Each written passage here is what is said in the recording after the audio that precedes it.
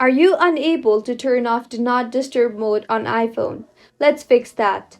Hello everyone, I am Bishakha and welcome to our channel Create, Login and Delete. Let's get right into the tutorial. Swipe down from the top right of your screen and you will get the Control Center option. You will now see an option for focus there. Tap on that and now tap on Do Not Disturb button. If this doesn't work, go to Settings and tap on Focus again.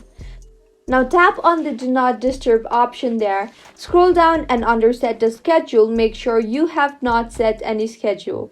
If you have, go ahead and delete them by tapping on Set Schedule and then tapping on Delete Schedule.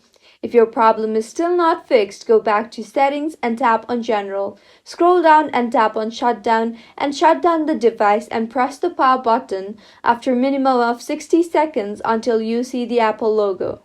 You can also try to force restart your device. To force restart, quickly press and release the volume up button. Next, quickly press and release the volume down button. And finally, press and release the side button until you see the Apple logo.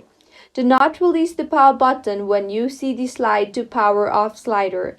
Keep holding the slide button until Apple logo appears. Once it appears, you can release the button.